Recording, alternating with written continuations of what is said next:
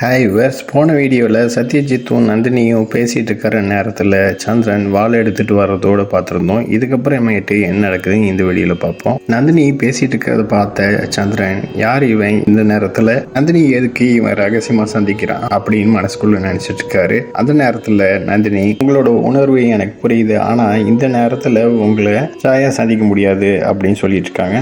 இளவரசனோட திருமணம் நடக்க போகுது, நான் வாழ்க்கையில் நிறைய மாற்றம் நடக்க போகுது, அப்படி இருக்கிற போது என்னால எதுவும் உதவி செய்ய முடியாது அப்படின்னு நந்தினி சொல்றாங்க. இந்த விஷயம் அரசருக்கு தெரிஞ்சுன்னா இவ்வளவு பெரிய பிரச்சனை ஆகணும், உங்களுக்கே தெரியும்ல.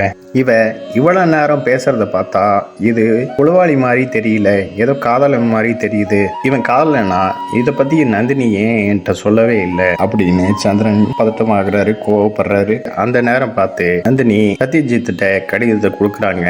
அப்ப சந்திரன் நில்லுங்க அப்படின்னு சொல்லிட்டு கோவமா வாழை எடுத்துட்டு வர்றாரு. இதை பார்த்த சத்யஜித் பயந்து போய் அந்த இடத்த விட்டு ஓடுறாரு. சந்திரா அந்த இடத்துக்கு வந்து அவன் ஓடி போகிறத பார்த்த உடனே நந்தினியும் சந்திரன் கையில வாள் இருக்கிறத பார்த்துட்டு பயந்துட்டு, வேணாம் சந்திரா அப்படிங்கிறாங்க. கையில இருக்கிற கடிதத்தை வாங்கி அதை படிக்க ஆரம்பிக்கிறாரு. கடிதத்தை முழுசா படிச்சு முடிச்சுட்டு, இது எல்லாமே என்ன நந்தினி, திருமணத்துக்கு முன்னாடி ஏன் இந்த விஷயத்த சொல்லல அப்படிங்கிறாரு.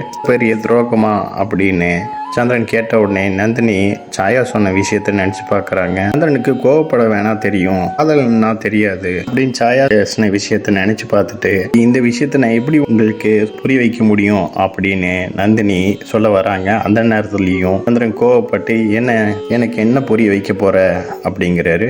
மலைக்கு எது தானே நீ திருமணம் பண்ணிக்கலான் இருந்த, அவனை போலவே நீ இருள வைக்கலான்னு நினைச்சியா, பெரிய கீழ்த்தரமான காரியத்தை செய்யறதுக்கு உனக்கு வெக்கமா இல்லையா அப்படின்னு நந்தினியை சந்தேகப்பட ஆரம்பிக்கிறாரு. சத்யஜித்துக்கும் நந்தினிக்கும் தொடர்பு இருக்கிற மாதிரி நினைக்கிறாரு சந்திரன். இவ்வளவு பெரிய துரோகம் செய்வேன் நான் நினைக்கவே இல்லை. நீ திருமணம் ஆனவ, நீ ஒரு அரசி, அரசவையில அனைவர் முன்னாடியும் என்னைய கேள்வி கேட்ட, ஆனா அதே அரசவையில இப்ப நான் உன்னையே கேள்வி கேட்க போறேன் அனைவர் முன்னாடியும், அரசவைக்கு நீ வா அப்படின்னு சொல்லிட்டு காவலர்கள் கூப்பிட்டு அங்க ஓடி போனவனை உடனடியா பிடிச்சு சபைக்கு கூப்பிட்டுவாங்க அப்படின்னு சந்திரன் சொல்றாரு.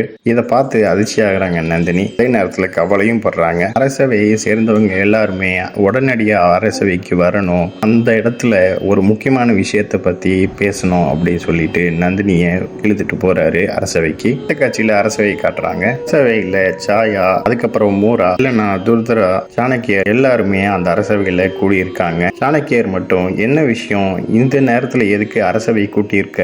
சந்திரனும் ஒவ்வொரு குற்றவாளியும் அவன் செஞ்ச குற்றத்தை சொல்றதுக்கு வாய்ப்பு கொடுப்பாங்க, அதே மாதிரி நான் உங்களுக்கு வாய்ப்பு கொடுக்குறேன் அப்படின்னு நந்தினி பார்த்து சொல்றாரு. சொல்லு, இந்த கடிதத்துக்கு என்ன அர்த்தம் அப்படின்னு கேட்ட உடனே நந்தினி சாயாவை பாக்குறாங்க. சாயா உடனே அதிர்ச்சி ஆகுறாங்க. இந்த நேரத்துல ஒரு காட்சியை கட்டுறாங்க. அந்த காட்சியில சாயா, இந்த விஷயத்தை யார்கிட்டயுமே சொல்லிடாத, அப்படி சொல்லிட்டா ஆச்சாரிய சத்யஜித்தை கொண்டுருவாரு அப்படின்னு சாயா அந்த காட்சியில சொல்றாங்க. அடுத்த காட்சியில, மௌனமா இருக்கீங்க, நீங்க மௌனமா இருந்தா நீங்க குற்றத்தை செஞ்சது ஒப்புக்கொள்ற மாதிரி, திருமணம் செய்யறதுக்கு முன்னாடியும் திருமணம் செஞ்சதுக்கு அப்புறமேட்டு ஒரு ஆணோட தொடர்புல இருக்கிற மாதிரி தான் காட்டுது. இந்த குற்றம் உண்மைதானா என்னன்னு மகநாட்டு அரசி சொல்லணும், இது மிகப்பெரிய துரோகம் அப்படின்னு சந்திரன் சொன்ன உடனே அந்த இடத்துல இருக்கிற மூரா அதிர்ச்சி ஆகிறாங்க, தாயும் அதிர்ச்சி ஆகிறாங்க, அவந்திகாவும் அதிர்ச்சி ஆகிறாங்க. ஆனா ஹெல்லா மட்டும் சந்தோஷப்படுறாங்க. சந்திராவோட கையில இருக்கிற கடிதம் சத்யஜித்துக்கு நான் அனுப்புனது இல்லை, அது எப்படி சந்திராவோட கைக்கு போச்சு? ஆனா சந்திரா எதுக்கு நந்தினிய சந்தேகப்படுறான் அப்படின்னு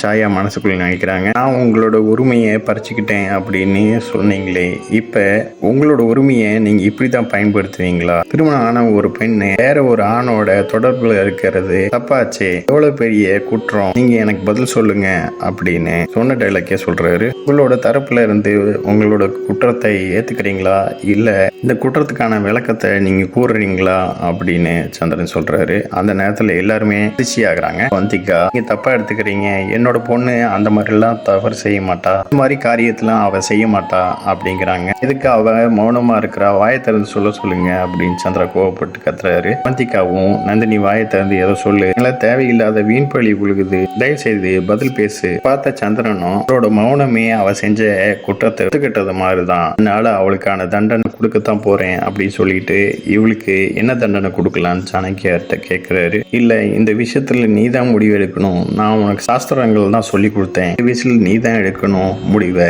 ஆனா என்ன விஷயம் நீ பேசிட்டு இருக்கியோ அது ஒரு ராஜ துரோகம், அரசியல் சம்பந்தப்பட்டது நான் இங்கே இருக்கிற அமைச்சர்கள் எல்லாருமே சேர்ந்து ஒரு முடிவு எடுக்கலாம், ஆனால் இது உன்னோட வாழ்க்கை சம்மந்தப்பட்டதுனால நீ தான் முடிவு எடுக்கணும் அப்படின்னு அமைச்சர் சொன்ன உடனே உங்களோட உத்தரப்படியே நடக்கட்டும். அந்த நேரத்தில் தப்பிச்சு போனவனை நாங்கள் பிடிச்சிட்டோம் அப்படின்னு அங்கே ஒரு காவலர் சொல்றாரு. இங்கே இழுத்துட்டு வாங்க அப்படின்னு சந்திரன் சொல்றாரு. சத்யஜித் இழுத்துட்டு வந்த உடனே சாயா அதிர்ச்சி ஆகுறாங்க. சந்திரன், நான் இப்போ ஒரு முடிவு எடுத்துட்டேன், நந்தினி வாழ்நாள் முழுவதும் ஒரு பணிப்பெண்ணா இருக்கணும் அப்படின்னு சொன்னோடனே எல்லாருமே அதிர்ச்சி ஆகுறாங்க. ஹெல்னா மட்டும் சந்தோஷப்படுறாங்க. அதோட இவனுக்கு மரண தண்டனையை அழைக்க போறேன் அப்படின்னு சொன்ன உடனே சாயா அதிர்ச்சி ஆகுறாங்க. நந்திகா இல்ல அப்படி சொல்லிட்டு பேச வராங்க. வேணாம், எதையும் சொல்ல வேண்டாம் அப்படின்னு சொல்லிட்டு நந்தினி அந்த இடத்து விட்டு போறாங்க. அத கோபமா சந்திரனும் பாக்குறாரு. அந்த நேரத்துல சாயா ஒன்னு பேச விரும்புறேன், நந்தினி நிரபராதி, அவங்களுக்கு ஒன்னும் தெரியாது, நந்தினிக்கும் இவருக்கும் தொடர்பு இல்லை, எனக்கும் இவருக்கும் தான் தொடர்பு இருக்கு, நாங்க 2 பேரும் பல வருஷமா காதலிச்சோம் அப்படின்னு சாயா உண்மையை சொல்றாங்க. சந்திரனும் அதிர்ச்சி ஆகுறாரு. எல்லாருமே அதிர்ச்சி ஆகுறாங்க. இதோட இந்த எபிசோட் முடியுது. நெக்ஸ்ட் எபிசோட்ல பார்க்கலாம். இந்த சேனல் சப்ஸ்கிரைப் பண்ணுங்க அண்ட் பெல் பட்டனை பிரஸ் பண்ணுங்க, லைக் பண்ணுங்க, ஷேர் பண்ணுங்க. தேங்க்யூ.